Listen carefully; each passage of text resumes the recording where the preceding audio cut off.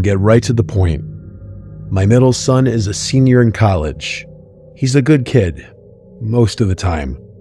I'm a bit cross with him right now, because he just asked me for money for a spring break trip to Hawaii with his friends, which kind of caught me off guard.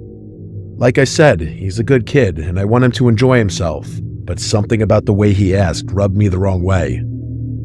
His mother's been struggling with her mental health lately, and it would have meant a lot to her to have him around, but I guess he's more preoccupied with getting wasted on a beach with his frat brothers. I can't even say I blame him for it. I was exactly the same when I was his age, and I see a lot of myself in that kid. The whole thing actually got me reminiscing about my own college days and reminded me about something I haven't thought about in a very long time, which is the story I'm about to tell. Funnily enough, my son is the one who introduced me to this page, so maybe he'll get a kick out of this if it gets read. I went to Wharton, class of '85, something I'm still damn proud of. It was and still is the most prestigious business school in the world, and I took that reputation seriously. I had my fun, but I also worked like hell. It was a different time back then. A lot of my classmates were crazy, like Wolf of Wall Street crazy, and I did my best to avoid getting swept up into that life. My junior year, though, I did something a little impulsive. I was dating a Puerto Rican girl named Maria Munez, who I remember fondly. Sometimes I try to imagine how different my life would have been if I had chosen to take things further with various girlfriends I had, her being one of them. Instead of going home for spring break like I usually did, Maria convinced me to come home to Puerto Rico to meet her extended family. It was my first time on the island, and I was eager to impress her, so I agreed without hesitation. That being said, I was a nervous wreck. I didn't want to mess anything up, and Maria often joked about how open Puerto Rican families were, so I was aware that they already knew a lot about me. It turned out that my anxiety was mostly unjustified, as I got along really well with everyone upon meeting them, and it seemed like they really liked me. Most of the trip was about meeting her relatives, but we did have time for a few outings of our own. I mean, it was spring break after all. One of those outings was a hike through El Janqué, which, fun fact, is the only tropical rainforest in the US National Forest System. Neither of us had a car, obviously, so Maria's mother drove us and dropped us off at one of the most popular trailheads. The two of us were pretty devious, so we definitely took advantage of the fact that neither of us had to drive. The plan was to hike, enjoy the scenery, and sneak a little rum we'd packed. Everything was lining up to be perfect, but we quickly realized there was a big problem. The trail we were most excited about was closed. I don't remember why, flooding, maintenance, something like that, but all I remember was that Maria was really upset. I tried to calm her down and told her we could just hike one of the many other trails the forest had to offer. She wasn't budging though, and told me that the trail we planned on hiking was like the premier trail, and the other ones didn't even come close. How one hiking trail could be astronomically better than the other, I really couldn't tell you. She was adamant though, and I had long since learned the dangers of arguing with her over something like this. So I asked her what she wanted to do instead, and she told me we should just hike the closed trail anyway. Like I said, I was kind of rebellious back then, and so was she. So when she proposed that idea, I was on board. We'd come all this way, and now some rule was going to stop us? No chance. She gave me a look, and that was all it took. We made sure there was no one around, slipped past the barriers, and started up the trail, laughing like a couple of idiots. At first, it was exactly what we wanted. Better even. It felt like we had the whole forest to ourselves, which was especially awesome given how popular this trail would have been otherwise. Imagine visiting a world-famous natural site, except you're the only one there. That kind of exclusivity is impossible to come by. Anyway, we hiked for a decent while, passing little waterfalls and admiring the beauty of the forest. And yes, we were also drinking. Not excessively, but just enough to feel a good buzz. It was really fun, I have to be honest. But then, out of nowhere, Maria screamed and jumped back, almost knocking me over. That instantly put me on high alert, although I didn't know what had scared her. I looked around frantically until I saw it. A little further down the path was what looked like a freshly decapitated mongoose. Let me repeat that, it was a mongoose. A big one too, and its head looked like it was completely missing. I told Maria to stay where she was and approached the carcass by myself, hoping it was maybe a stuffed animal or something. It wasn't. I inspected it without getting too close and confirmed what I initially thought. Its head was cleanly sliced off. The cut was too precise for it to have been anything other than a knife wound, which was downright disturbing. The worst part, though, was that the body hadn't started smelling yet, meaning it probably hadn't been there for very long. Maria was shaking. I was mostly shocked by it. I tried to reassure her by saying something dumb like how crime in a national forest was unlikely, even though I couldn't explain it myself. I put my arm around her and ushered her past the body, trying to block it from the line of sight. All I could think about in that moment was putting some serious distance between us and that poor lifeless creature. We walked in silence for a while, and even though we distanced ourselves from the mongoose, I could tell the moment was gone. The adrenaline rush had worn off my buzz and erased my good mood. As bad as I felt, though, I could tell that Maria was significantly more shaken, and I couldn't imagine that she was even enjoying herself in the slightest. She said that she wanted to stick to our original plan of hiking the whole trail to the other side, but it was obvious that she didn't want to be in that forest anymore, and I couldn't blame her. As we were walking, I couldn't help but rack my brain trying to figure out what we had stumbled upon. It didn't make any sense. I wasn't aware of the hunting laws there, but I couldn't imagine that hunting in a national forest so close to a pedestrian trail could be legal. And yet, that was the only explanation I could think of.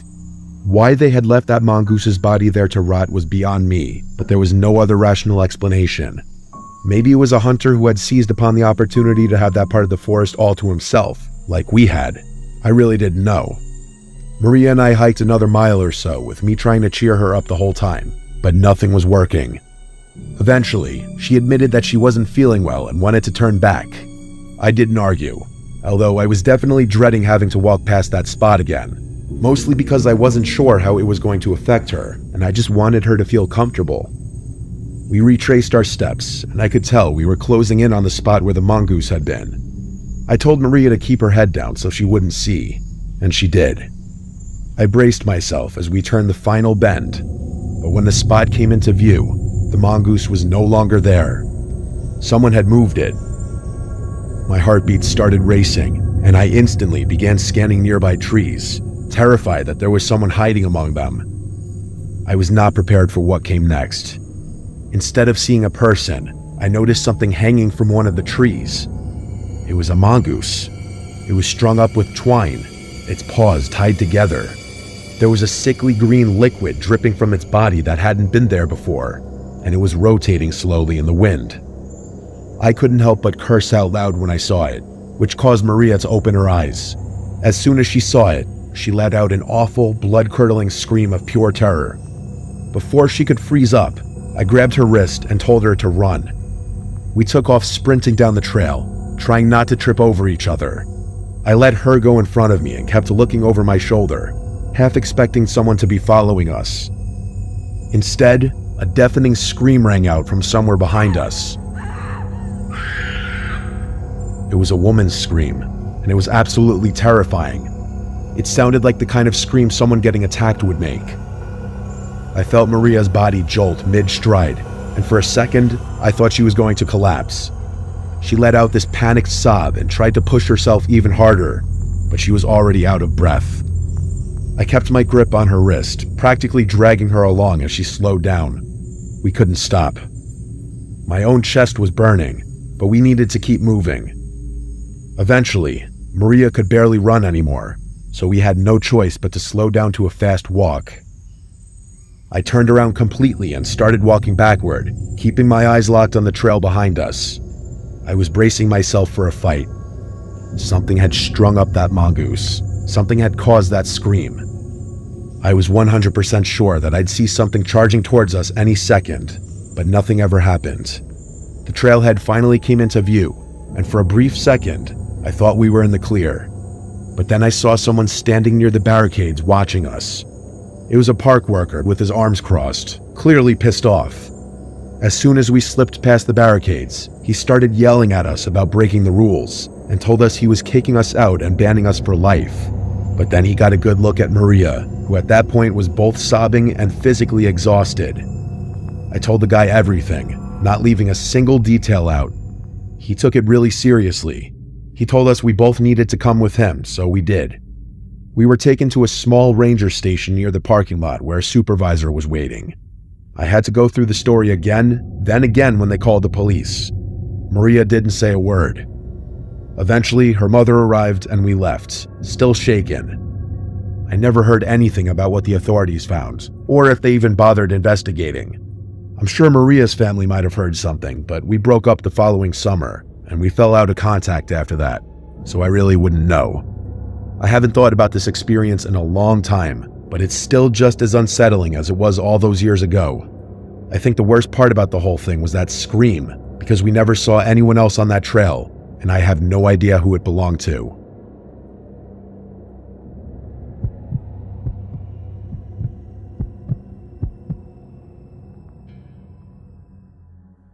I'd consider myself a pretty laid-back guy.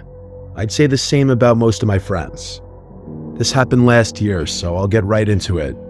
Spring break was supposed to be just me and my friends Jackson, Ariel, and Isabel camping on a secluded beach in Alabama. No crowds, just stars and waves. We got there late, later than we planned. We parked in the closest lot and began walking toward the beach. The place was dead quiet. No other campers, no fishermen, nothing but empty sand stretching for miles. According to Isabel, who was familiar with the area, locals sometimes use that part of the beach for overnight fishing, but that night it was empty. It wasn't fully dark out yet, but the sun had started setting, so we'd need to set up camp quickly. Jackson and I began pitching the tents. Since I had driven, I had brought my dog Bean with me. He was a Doberman who loved the sand, so we all got a kick out of watching him run and roll around. At one point, Ariel pointed out a car in the distance, saying it had driven by twice already. I turned. An old, beat-up-looking SUV slowly rolled past on the narrow access road that ran parallel to the dunes. The access road was a little more than a strip of packed sand, just wide enough for one car. On one side was the beach where we were, and the other side was a line of shrubs. You couldn't really see the main roads from where we were. The car drove by and ultimately disappeared down the road. The four of us shrugged it off and went back to setting up, and by the time we finished, we decided to crack a few beers and chop it up in a circle. The girls drank seltzers instead of beer, which we made fun of them for. It was almost fully dark at that point. I can't remember who noticed it first, but that car that had driven by was back again. Only this time, it stopped when it was parallel to us. The driver's door opened and a man got out. I could tell it was a man because he was really tall, although I couldn't make out any features of his face. He began walking towards us, and the girls got nervous. Jackson and I told them not to worry, and we got up to go intercept the man before he could reach our campsite. Bean was already on high alert, so I told him to come with us. As we got closer, I started to notice that he was walking oddly. There was this slight limp in his walk, and he almost stumbled a few times. When we got close enough, Jackson said, "How's it going, man?" trying to keep things light. The guy didn't waste any time. He immediately said, "You're on my property." He slurred his words a bit, and I figured he was a little drunk. I told him we thought the beach was public land. Keep in mind, it was really unlikely that some dude owned the beach. There were no private signs anyway. After I said that, the guy didn't answer. Instead, he pulled out a knife. Bean started growling in response to the man's body language, which honestly should have scared the guy off given how scary Dobermans look. But he didn't budge. Instead, he started running towards us with his knife outstretched. Bean charged at him and jumped to attack his arm that was holding the knife, causing him to fall to the ground. I yelled no at the top of my lungs as I didn't want my dog to get stabbed, but Bean somehow got the dude to drop the knife. The man screamed in pain as Bean bit his arm. I whistled for him to get off, and he listened to me. He ran back to my side, but kept his eyes on the guy who was now writhing in pain on the ground. Eventually, the guy got up and started running back towards his car. Jackson and I ran back to the girls, telling them everything. By the time we finished, that SUV had driven off. The girls wanted to pack up and carry everything back to the car, but there was a part of me that was nervous about that plan. That guy was unhinged. There was no telling what he'd do, and I wasn't keen on walking in darkness with my hands full. Isabel made a good point though, saying that he might return with a gun or something. I told Ariel to call the police and tell them where we were and what happened. Once the police were close by, the four of us started walking towards the parking lot with our stuff. Bean was on high alert, and I have to admit the only reason I felt even remotely safe was because of him. I noticed lights up ahead near my car, and I was relieved. The officer stepped out to take our statements, and I was not ready for what happened next. He quickly pointed out my car's tires were slashed, and I was horrified to find out they were. The officer unholstered his weapon and told me to unlock the car, which I did. He opened my trunk, but thank God it was a false alarm. The officer was nice enough to help me with my tire situation. Thank God we brought Bean with us that night. That guy was probably a drunken lunatic. It could have probably been a quadruple murder if he had gotten his way. Finding a nice secluded place to hang out is definitely an awesome time, but it obviously comes with its risks.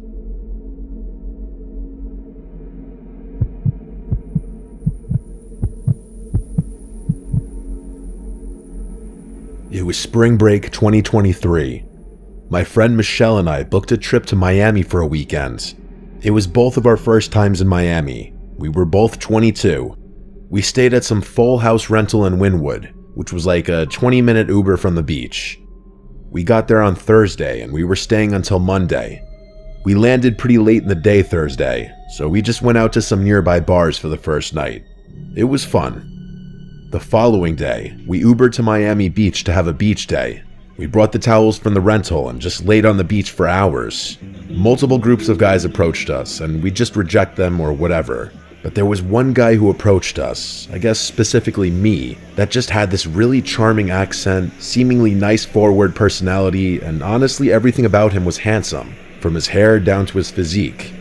He introduced himself as Will. He asked what our plans for the night were and asked for my number, and honestly I gave it to him.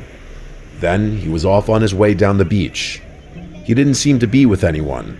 We watched to see if he'd stop and try to get more numbers, but he didn't.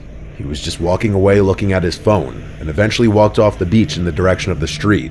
Michelle was a little jealous that he showed me more attention, I could tell. Later that day, after the beach and some bars, we left Miami Beach because it was a little too crazy for us. Definitely because it was spring break, but it was just a bit much. We returned to the rental with some drinks and snacks from a nearby store. We drank in the backyard by the pool, listening to music on Michelle's speaker while we plotted our night. It was around this time I shot Will a text asking what he was doing for the night. He responded very quickly, saying he and his friend didn't have plans yet, and then he suggested the four of us go out by us in Wynwood.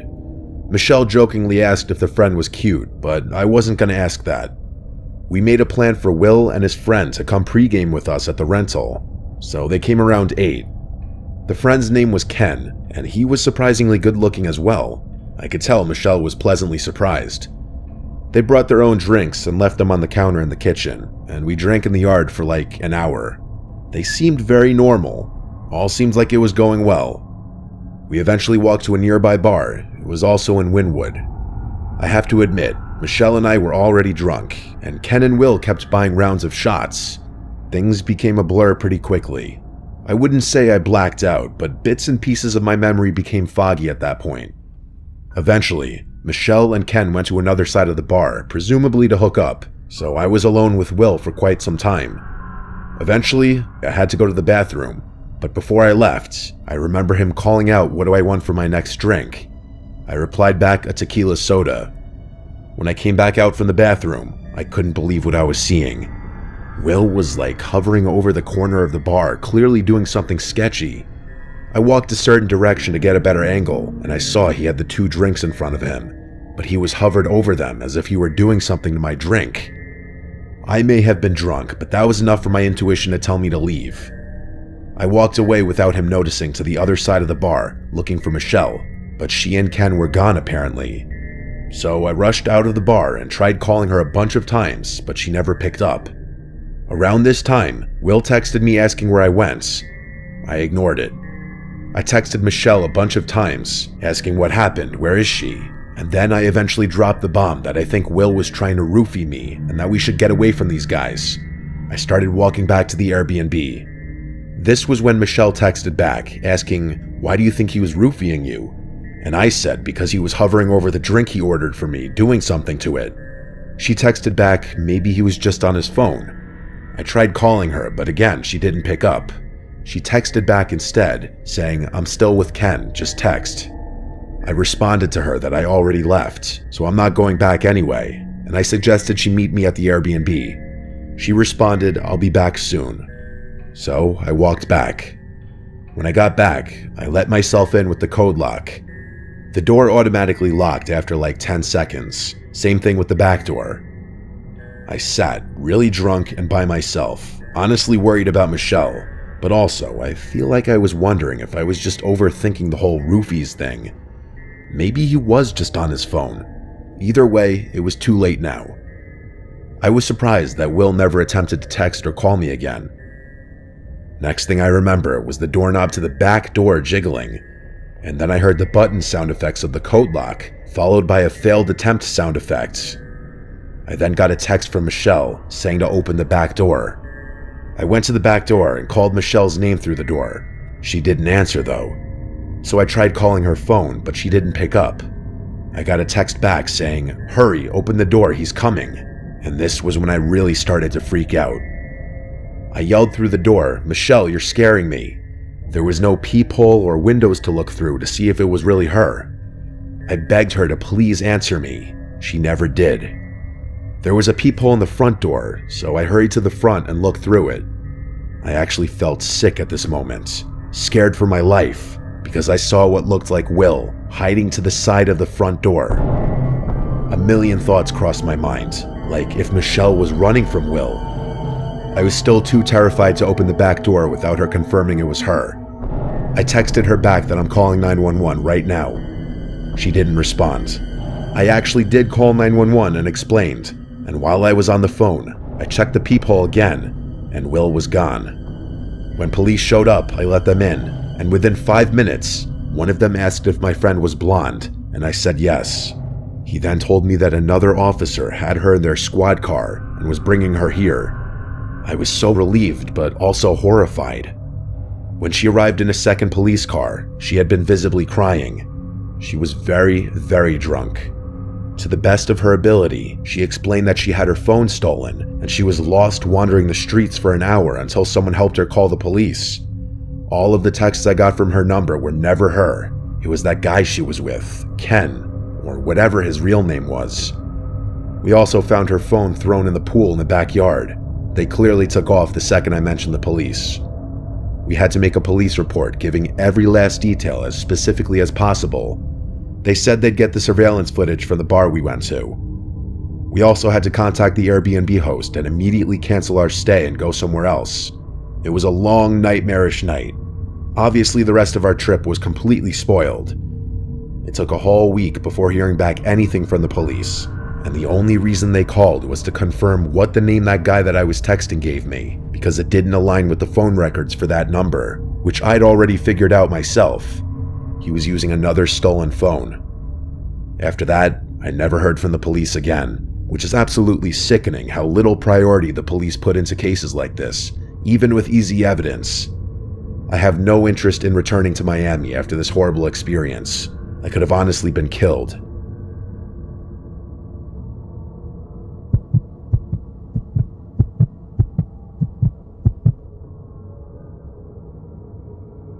My name is Anna. My friend Lena and I had been looking forward to spring break for weeks. We were two broke college juniors desperate for a change of scenery, but neither of us could afford the classic trip to Mexico or Hawaii, so we were kind of restricted to somewhere in the continental US, preferably not too far away. So when we found a cheap Airbnb near Charleston's historic district, we booked it immediately. 5 nights of food, bars, and exploring. It felt like exactly what we needed. Plus, it was my first spring break above the age of 21, so I wouldn't have to constantly stress about which places were likely to snatch my fake ID. By the 3rd night, we'd settled into a routine.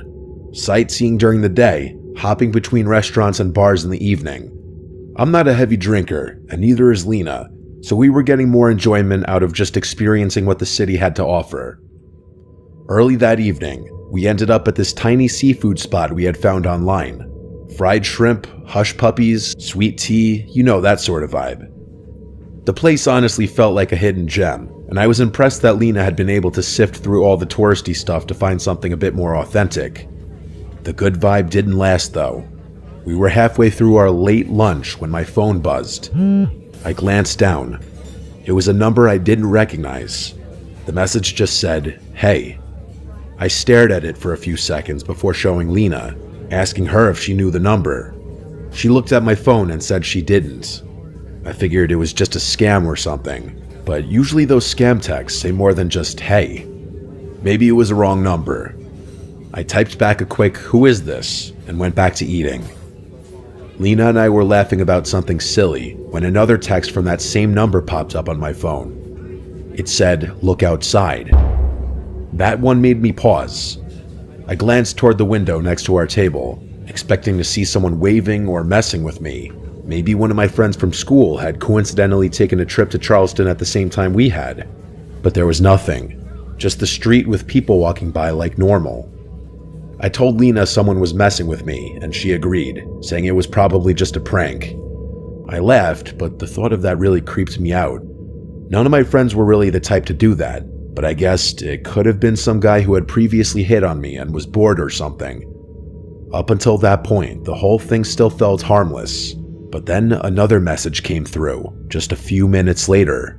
It said one word, "Anna." That stopped me cold. If this person knew my name, it definitely wasn't a wrong number. Probably not a scam either. I gasped and showed Lena, and she reminded me about something I had completely forgotten about. On our first day in Charleston, Lena and I had entered one of those giveaways at a local cafe. It was one of those win a free meal promotions where they ask for your name and number and a few other things. It had completely slipped my mind, but as soon as Lena brought it up, that's all I could think about. I hadn't given my number to anyone in Charleston either, so it made sense. I told Lena whoever was texting me probably had her number as well, and the two of us kind of freaked each other out. Dinner wasn't as fun after that. In all honesty, I felt too out in the open. We paid the bill and decided to shake it off at a rooftop bar across town.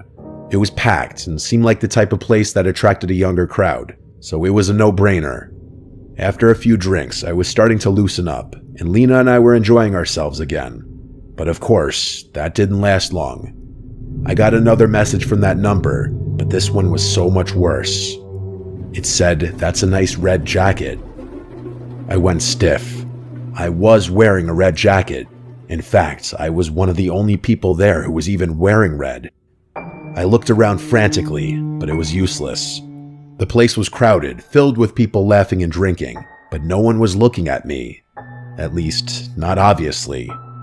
I showed Lena the message, and she said we should leave.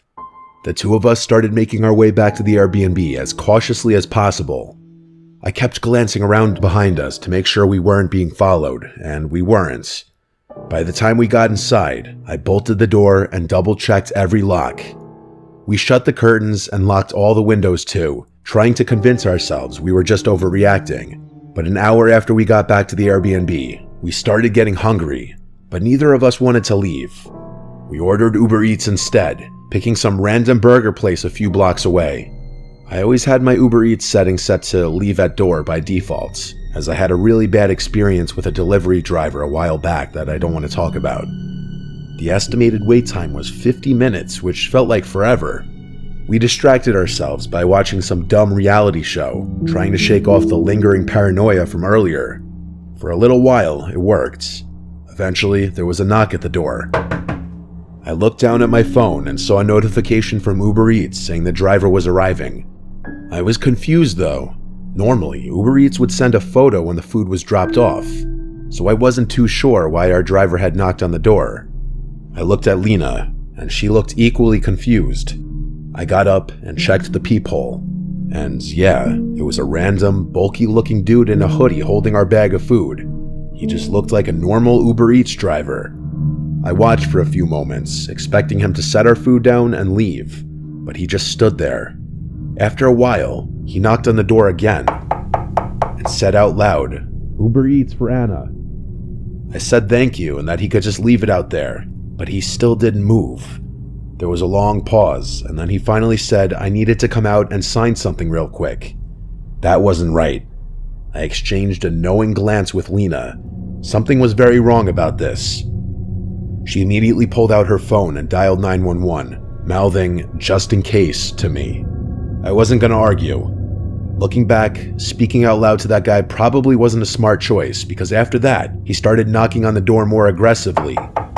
He kept saying that he had other deliveries to make and that he just needed a quick signature, but I knew that was BS. When I didn't respond, he started jiggling the doorknob. When it didn't budge, he started banging on the door, shouting my name. I honestly thought he was going to kick the door down, and I don't think Lena and I would have been able to fend him off had he done so. But then I heard a siren in the distance, and the banging on the door stopped. I heard the bag of food fall to the porch, followed by rapid footsteps running away from the house. There was quite the commotion on our yard. We heard officers yelling and sirens blaring. Lena and I rushed to one of the windows just in time to see two officers tackling that guy in the hoodie a few houses over. We didn't dare go outside, but we watched as they put him in cuffs and escorted him to the back of one of their cars. The officers then came to our house and we told them everything, including the text I had been receiving. By some miracle, one of the officers had been patrolling just 2 blocks from our Airbnb when Lena placed the call, which explained how they showed up so quickly. Thankfully, we were in a very happening area. They took our statements and told us we'd be hearing from them soon. It turned out our cafe theory was spot on. He worked there. He had taken photos of the giveaway forms and had been following us since that afternoon, probably because we had written down that we were just visiting for spring break, and that made us easy targets or something. The cops' running theory was that he had followed us home from the bar and waited outside our house. When the Uber Eats driver pulled up, he must have convinced him to hand over the food, maybe pretending to be my boyfriend or something. The guy also apparently had a criminal record, which made the situation even worse. We were dealing with someone with a very violent history, and that was downright terrifying. The rest of the trip kind of sucked, and when it got time to leave Charleston, I was relieved. I still don't know what that guy's plan was. Maybe he thought if we opened the door, he could push his way in and do God knows what. Either way, I try not to think about what would have happened if Lena hadn't called the police when she did, or even worse, if the police hadn't been able to get there in time.